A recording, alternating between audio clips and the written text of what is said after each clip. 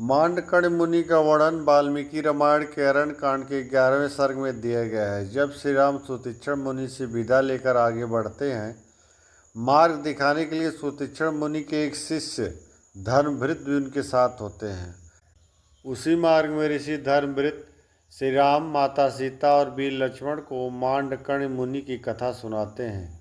जब वे चारों वन में जा रहे होते हैं तो मार्ग में उन्हें एक विशाल और मनोहर तालाब दिखाई देता है।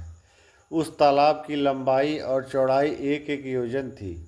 उसमें भांत भांत के पुष्प और हाथियों के झुंड क्रीड़ा कर रहे थे। तब श्री राम को उसी सरोवर से अद्भुत गीत, संगीत और अनेकों वाद्य यंत्रों की ध्वनि सुनाई दी। उन सब ने चारों ओर देखा, किंतु उन्हें कोई दिखाई नहीं दिया। ध्यान से सुनने पर उन्होंने पाया कि संगीत की ये ध्वनि उस सरोवर के अंदर से आ रही है। ये देखकर श्री राम, माता सीता और लक्ष्मण जी को बड़ा आश्चर्य हुआ कि सरोवर के अंदर से संगीत की ध्वनि कैसे आ सकती है। उन्होंने ये बात ऋषि धर्मभृत से पूछी। तब ऋषि धर्मभृत ने कहा, हे श्री राम, आपने ठीक समझा। संगीत की ध्वनि इस सरोवर के अंदर से ही आ रही है। इस अद्भुत सरोवर का नाम पंचास्पर है। ये सरोवर सदैव जल से भरा रहता है। इसका निर्माण ऋषि मांडकण ने अपने तप के द्वारा की थी और अब यहाँ अपनी 5 अप्सरा पत्नियों के साथ रहते हैं। 5 अप्सराओं के इस सरोवर में निवास करने के कारण इसका पंचास्पर नाम पड़ा है। फिर श्री राम के अनुरोध पर धर्मभृत उन्हें मांडकण मुनि की कथा सुनाते हैं। एक बार ऋषि मांडकण ने घोर तपस्या करने का निश्चय किया। उन्होंने इसी सरोवर में केवल वायु पीकर निराहार 10,000 वर्षों तक घोर तपस्या की। उनकी तपस्या से देवता चिंतित हो गए। उन्हें लगा कि ऋषि मांडकण अपनी तपस्या से उनमें से किसी का स्थान लेना चाहते हैं।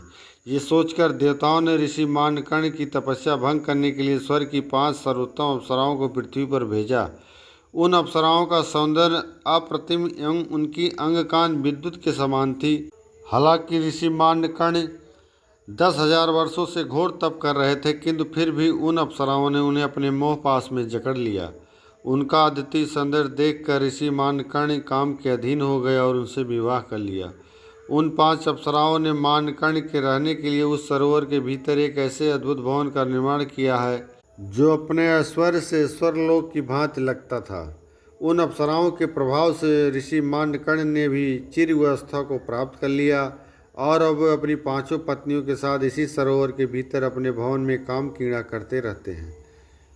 अपने पति को संतुष्ट करते हुए 5 अप्सराएं उन्हें मनोविनोद के लिए सदैव नृत्य संगीत में तत्पर रहती हैं। आप जो ये संगीत की ध्वनि सुन रहे हैं वो उन्हीं 5 अप्सराओं द्वारा अपने पति की सेवा करने के कारण है।